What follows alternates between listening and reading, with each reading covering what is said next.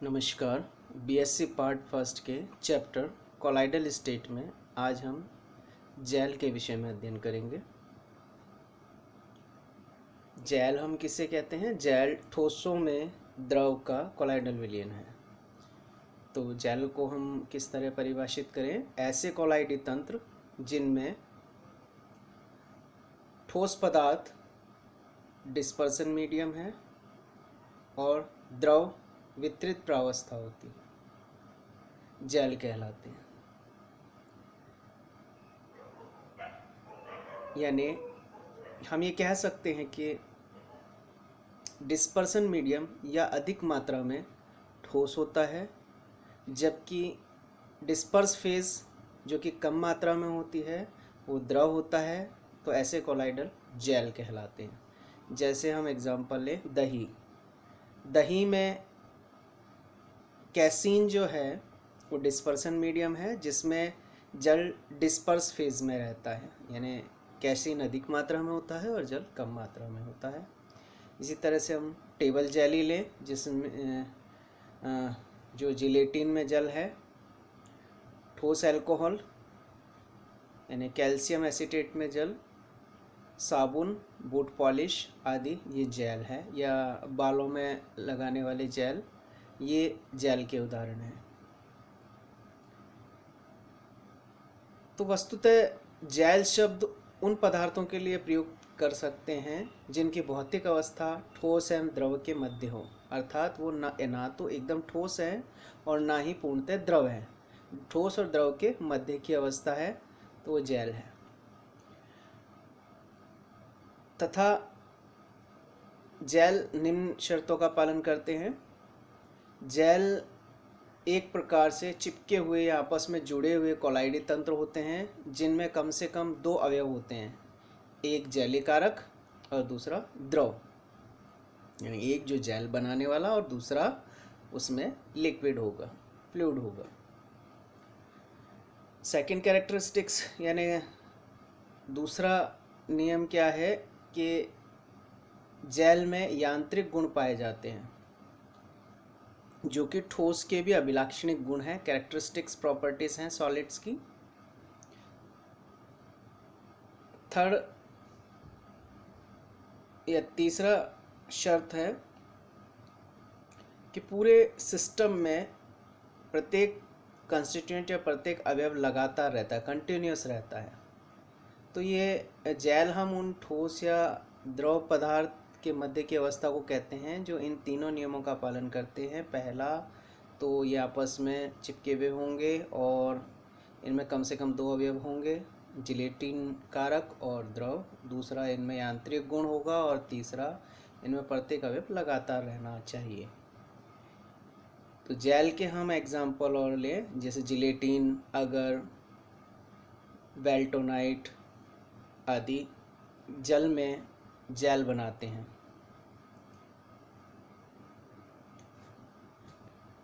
जैलीकरण की प्रक्रिया क्या है या जैलीकरण क्या है? जिलेशन।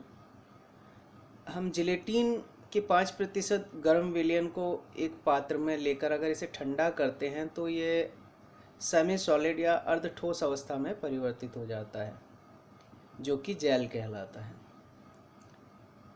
जब जिलेटिन के अणु को हम ठंडा करते हैं तो ये एक दूसरे के संपर्क में आ जाते हैं। यहाँ हम देखें, जिलेटिन के ये अणु हैं जो एक दूसरे से जुड़े हुए हैं और आपस में जुड़कर एक क्रॉस लिंक स्ट्रक्चर बना लेते हैं, जिनके मध्य द्रव के अणु आकर फंस जाते हैं। यानी यहाँ ये क्रॉस लिंक स्ट्रक्चर बन गई। इस क्रॉस लिंक स्ट्रक्चर में जो जल के अणु हैं, इनके मध्य जो स्पेस है, इनमें आकर स्थान ग्रहण कर लेते हैं। इस प्रकार जैल का फॉर्मेशन होता है। जैल बनने की प्रक्रिया को हम जैलेशन कहते हैं, जैलीकरण कहते हैं। समस्त जैली जो है, खाने वाली जैली है, टेबल जैली है, ये सब इसी वर्ग में आती हैं।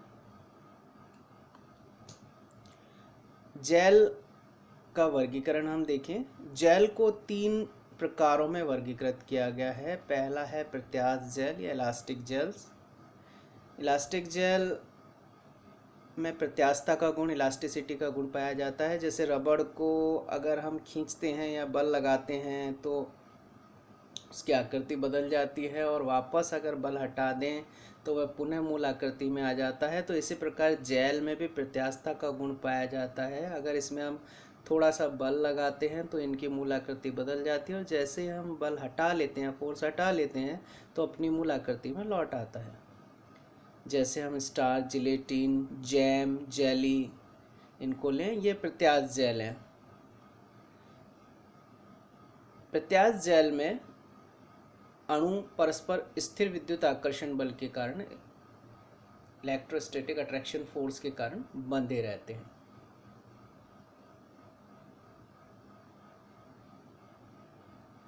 यह इलेक्ट्रोस्टैटिक फोर्स दो ध्रुवों के मध्य आकर्षण बल का कार्य करता है। सेकंड टाइप जो है जेल का है रिजिड जेल, दृढ़ जेल। इसका हम एग्जांपल लें सिलिका जेल। इसमें जेल के जो अणु हैं वो रासायनिक बंध द्वारा एक जाल या क्रॉस लिंक बना लेते हैं और दृढ़ संरचना का निर्माण कर लेते हैं, यानी इसमें प्रत्यास्थता का गुण बहुत कम पाया जाता है, दृढ़ संरचना होती है। तीसरे प्रकार का जेल है थिक्सोट्रोपिक जेल। इस प्रकार के जेल स्थिर अवस्था में तो सेमी सॉलिड या अर्ध ठोस रहेंगे, यानी अगर हम उनको स्टेबल रखें, स्थिर रखें, तो वो सेमी सॉलिड या अर्ध ठोस अवस्था में रहते हैं। लेकिन जैसे ही हम इसको हिलाते हैं, हिलाने पर यह द्रव अवस्था में परिवर्तित हो जाते हैं। जैसे हम कीजल गोहर लें, कीजल गोहर को जब कीजल गोहर में पानी में धीरे धीरे मिलाया जाता है तो एक पतला सा पेस्ट बनता है, यह बहता नहीं है। लेकिन अगर हम इस पेस्ट को हिलाएंगे तो हिलाने पर, यानी लगातार तेज़ी से हिलाएं, तो यह बहने लगता है, यानी द्रव अवस्था में, सेमी सॉलिड से द्रव अवस्था में परिवर्तित हो जाता है। इस प्रकार के जेल में अणु परस्पर दुर्बल आकर्षण बल द्वारा बंधे रहते हैं। अब कुछ और जेल देखें। जैसे कई जेल ऐसे होते हैं जो द्रव के हट जाने पर सिकुड़ जाते हैं, यानी अगर इनमें से द्रव निकाल लें तो ये सिकुड़ जाएंगे, और द्रव के संपर्क में आने पर वापस स्वैल हो जाते हैं, फूल जाते हैं। ऐसे जेल को हम जीरो जेल कहते हैं। जैसे हम एग्जांपल लें gelatin sheet, acacia, tears, starch, leather, ये सब जीरो जेल है। जैसे ही हम इनको जल में रखते हैं तो स्वैल हो जाते हैं, और जल से बाहर निकाल कर रखेंगे तो शिंक हो जाते हैं, सिकुड़ जाएंगे। तो ऐसे जेल को हम जीरो जेल कहते हैं। अब हम जेल के निर्माण की विधि देखें, प्रिपरेशन मेथड्स ऑफ जेल। इसमें पहली विधि है पर्याप्त सांद्रता वाले सॉल को ठंडा करके, by cooling the sol of moderate concentration. यानी अगर पर्याप्त सांद्रता वाले, यानी अधिक सांद्रता वाले, पर्याप्त सांद्रता वाले जेल हैं, सॉल हैं, उनको अगर हम ठंडा करें तो वो अर्धठोस अवस्था में परिवर्तित हो जाते हैं, यानी जेल बना लेते हैं।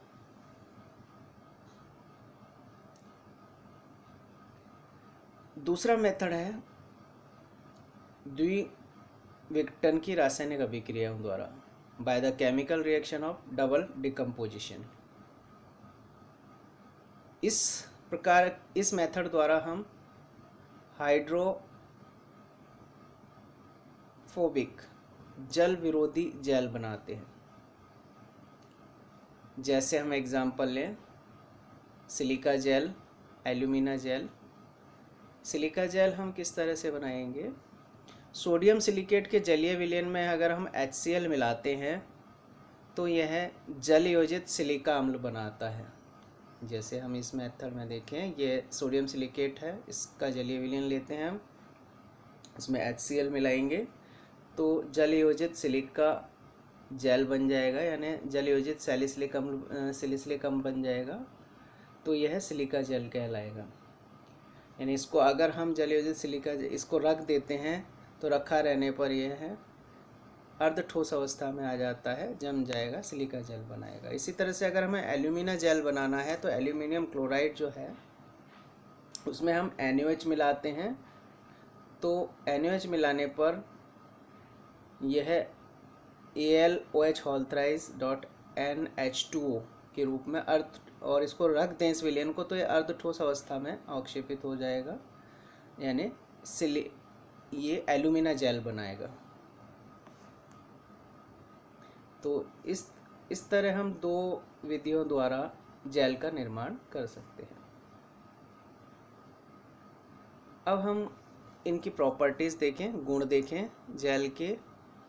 तो सबसे पहले हम लें संकोच पार्थक्य या रुंदन गुण, सिनेरेसिस और वीपिंग कैरेक्टर। कुछ जेल जो है उनको अगर हम रखते हैं रखे वो संकुचित हो जाते हैं, यानी उनका जो द्रव है, जो जेल के अंदर द्रव है वो स्वतः ही बाहर आने लगता है और ऐसा लगता है जैसे आंसू की बूंद के रूप में जल बाहर निकल रहा है उनमें से। इस कारण इस गुण को हम संकोच पार्थक्य या वीपिंग या रुंदन कहते हैं, रोना कहते हैं। संकुचन इस बात पर निर्भर करता है कि जैलीय कारक की सांद्रता कितनी है। अगर जैलीय कारक की सांद्रता अधिक है तो उसमें संकुचन भी यानी सिकुड़ने की प्रवृत्ति भी अधिक होगी और उतना ही द्रव बाहर निकलेगा। जैसे हम लें एग्जाम्पल, रक्त का थक्का बनना इस प्रक्रिया का एक सामान्य उदाहरण है। जब ब्लड बाहर निकलता है और उस जो हमारी चोट लगती है, घाव होता है, तो खून बाहर निकलता है और उसमें एक थक्का बन जाता है। थक्का बनने के बाद उसमें से सीरम बाहर निकलता रहता है, एक द्रव बाहर निकलता है थोड़ी देर तक। तो यह वीपिंग या सिनेरेसिस कहलाएगा। दूसरा कैरेक्टर है रियोलॉजिकल प्रॉपर्टीज़, प्रवाहिकीय गुण। जेल में दृढ़ता, तनन सामर्थ्य तथा प्रत्यास्थता के गुण होते हैं। ये ठोस के कैरेक्टर्स हैं।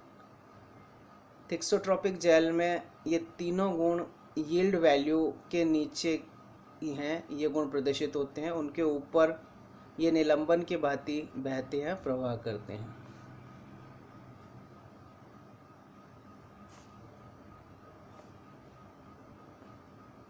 नेक्स्ट प्रॉपर्टी देखें हम, समय का प्रभाव। जेल पर समय का क्या प्रभाव होता है? समय के साथ साथ इनके जेल के गुण नष्ट होते जाते हैं।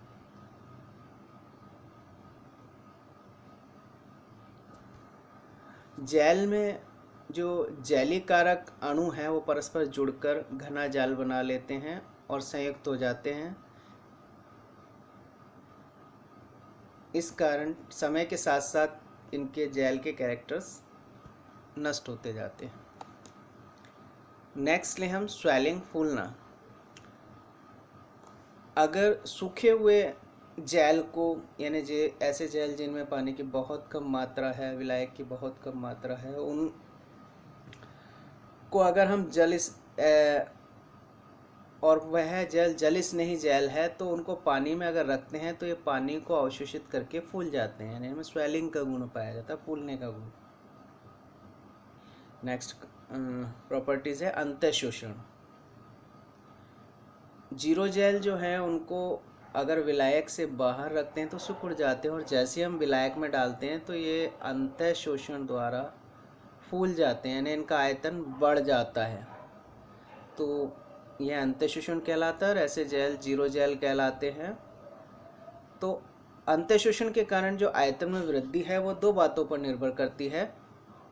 एक, जैलीय कारक यानी जिलेटिंग एजेंट जो हैं उनके अणुओं और द्रव के अणुओं के मध्य, यानी जो जैलीय कारक के अणु हैं और द्रव के अणु हैं, उन दोनों अणुओं के मध्य जो बंध है उनकी संख्या पर निर्भर करती है, कितनी संख्या है। अगर संख्या अधिक है तो आयतन भी अधिक होगा। दूसरा फैक्टर है जैलीकारक अणु और विलायक के अणुओं के मध्य जो बंध बन रहे हैं उनकी प्रबलता कितनी है, कितने स्ट्रॉन्ग हैं, उन पर निर्भर करते हैं। यानी जैलीकारक अणु और द्रव के अणुओं के मध्य जो बंध बनते हैं उनकी प्रबलता और उनकी संख्या पर आयतन निर्भर करता है। अगर बंधों की संख्या और प्रबलता अधिक है तो आयतन में उतनी ही वृद्धि होगी। एग्जाम्पल ले, जैसे हम आइसोइलेक्ट्रिक पॉइंट पर प्रोटीन जो कि एक जीरो जेल है के अणुओं के मध्य अंतर आणविक बंध प्रबल होते हैं, अतः इस स्थिति में वे द्रव के साथ बंध नहीं बना पाते। यानी प्रोटीन के अणुओं के मध्य ही अंतर आणविक बल अधिक होंगे तो वो द्रव के अणुओं से बंध नहीं बना पाते, और जब द्रव के अणुओं के मध्य बंध नहीं बना पाएंगे अर्थात उनमें अंतःशोषण नहीं होगा तो उनके आयतन में वृद्धि भी न्यूनतम होगी। इसके अतिरिक्त आयतन में वृद्धि आयनों की उपस्थिति पर भी निर्भर करती है। यदि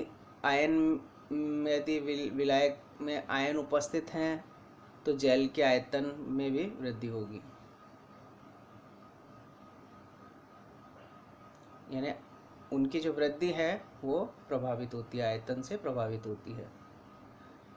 तो यह हमारा जेल किसे कहते हैं, जेल के प्रकार, जेल के गुण तथा जेल के निर्माण की विधियाँ थी। Thank you.